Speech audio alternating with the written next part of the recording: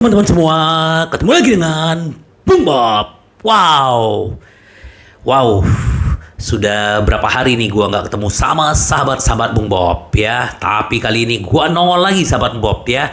Sekarang kita akan menikmati pertandingan Inter melawan Udinese ya. Nanti pagi jam 2.45 sahabat Bob. Tapi gua sebelum lanjut, silakan subscribe dan klik loncengnya. Thank you.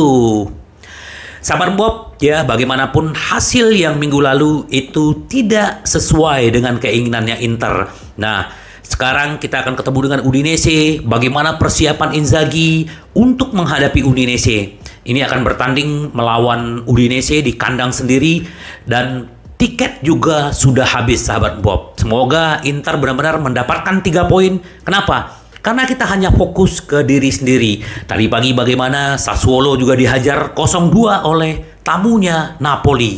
Jadi Inter sudah tidak berpikir tentang Napoli, bagaimana menyelamatkan musim ini di peringkat 2 atau di 4 besar sahabat Bob. Dan bagaimana juga Inter juga masih berkompetisi di Liga Champions dan juga di Piala Italia sahabat Bob. Nah, semoga nanti malam Inter benar-benar bisa memainkan permainan yang luar biasa dan bagaimana hasilnya tetap menang, sahabat Bob. Nah, bagaimana prediksinya?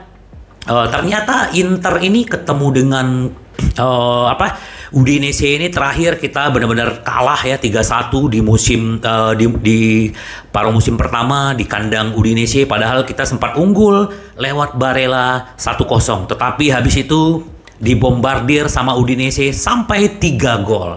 Tapi itu sudah berlalu, bagaimana sekarang Inter harus menang. Nah, ternyata 5 pertandingan terakhir dengan Udinese juga Inter tuh 3 kali menang, sekali kalah dan sekali seri. Jadi secara statistik 10 kali pertemuan Inter hanya sekali kalah melawan Udinese. Semoga aja statistik ini bisa membawa Inter 3 poin. Wajib menang ya.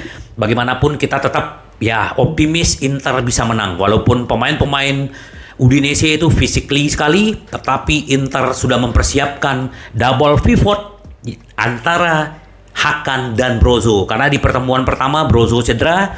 Nah, kita berharap juga ini, kalau gua lihat kemungkinan Lukaku tetap main. Nah, siapa pasangannya antara Toro atau si Dzeko. Tapi kalau gua sih berharap harusnya langsung Toro dengan Dzeko. Tetapi ini kan semua Inzaghi yang menentukan siapa yang menjadi starter sahabat Bob. Nah, di konferensi pers Inzaghi bilang bahwa pertandingan melawan Udinese, Porto, dan 3 laga sangat penting ya.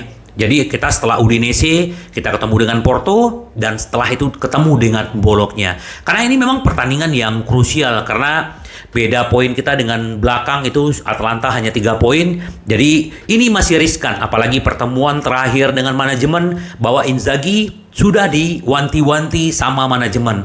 Jadi memang di akhir musim pun Inzaghi juga akan berdiskusi dengan manajemen apakah dia tetap akan dipertahankan atau tidak. Nah, kita akan lihat bagaimana Inzaghi menutup poin ini. Ini adalah pertandingan yang sangat penting kata Inzaghi. Semua dalam waktu 1 minggu. Jadi dalam 1 minggu kita akan bertanding 3 kali.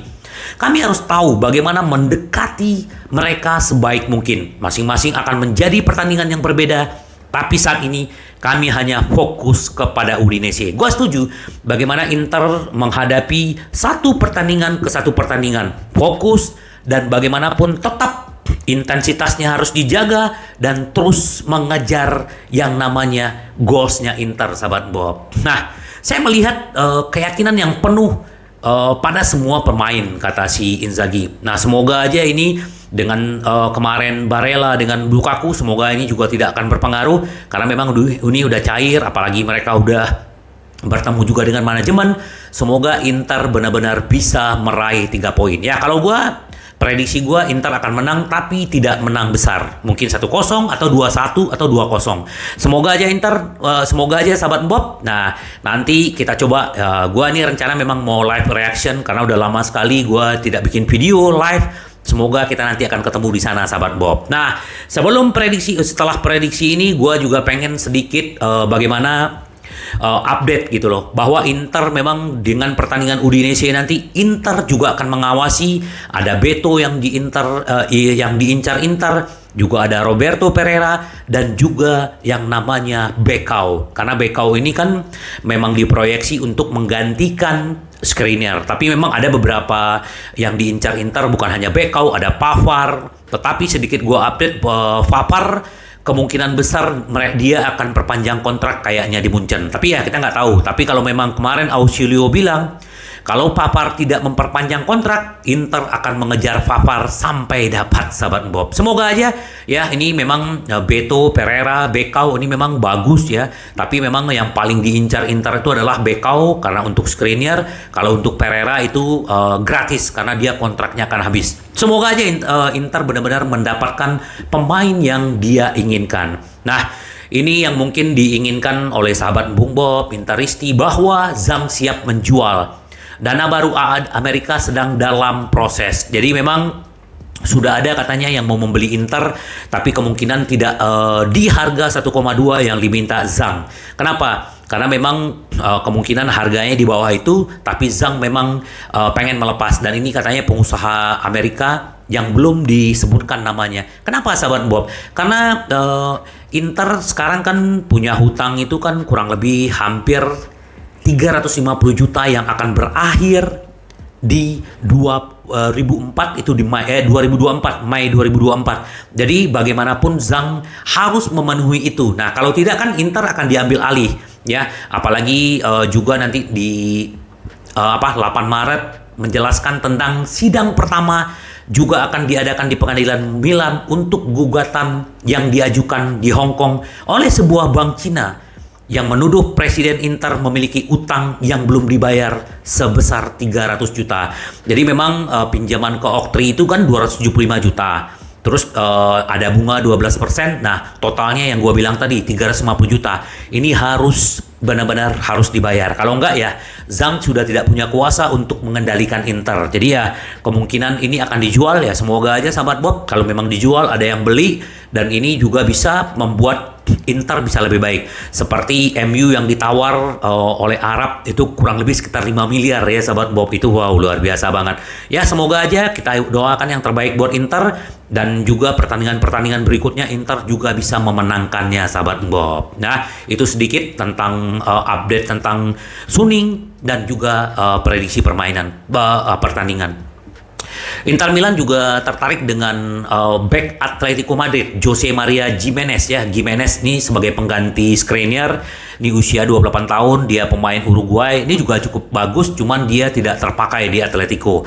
Apalagi Inter juga nggak tahu Stefan de Vrij ini akan perpanjang atau tidak, tapi udah mendekati sebenarnya. Tapi Atletico juga mengincar Stefan de Vrij dan Skurks dari Torino.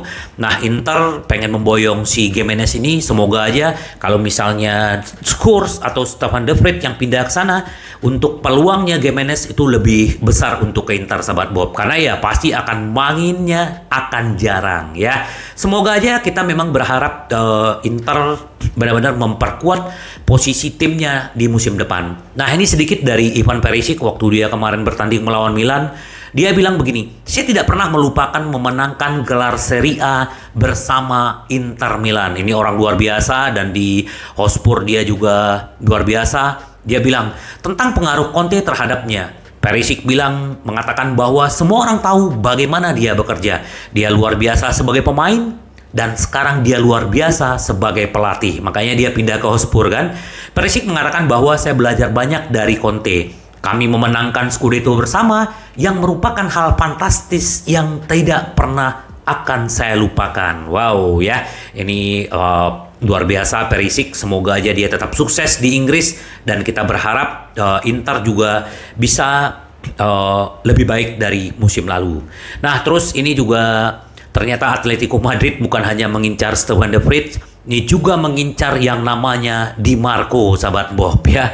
Di Marco juga diincar sama beberapa klub Liga Inggris, dan bahkan yang gua baca tadi di media sosial media Italia, bahwa kalau memangnya istilahnya Dumfries udah terjual dan masih kurang, kemungkinan ya Di Marco kalau 40 juta dilepas katanya.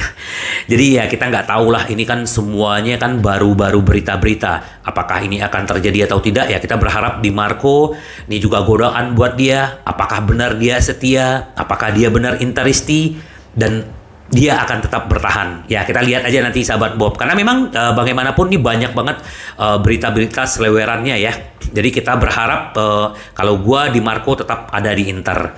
Karena memang nanti di pertandingan nanti kan juga Inter juga akan memainkan rencananya Dumfries ya, bukan Darmian. Ini rencananya seperti itu. Di kiri Di Marco karena Gosen juga udah sembuh, tapi kemungkinan dia bermain sebagai cadangannya Di Marco sahabat Bob ya. Semoga aja sahabat Bob. Terus sedikit kata Biasin tentang Lukaku, jika dia mencetak gol dia bisa bertahan, tapi jika dia tidak, Inter tidak akan mempertahankan. Memang kemungkinan besar Lukaku ini mungkin tidak akan diperpanjang. Makanya Inter kan lagi banyak mengincar seperti Thuram, juga ada Beto. Ya kalau menurut gua sih ya pemain-pemain yang diincar Inter itu untuk pengganti Lukaku memang harus dapat gitu loh. Karena menurut gua Lukaku nggak tahu ya, kalau feeling gua nggak tahu sahabat Bob gimana feelingnya tentang Lukaku.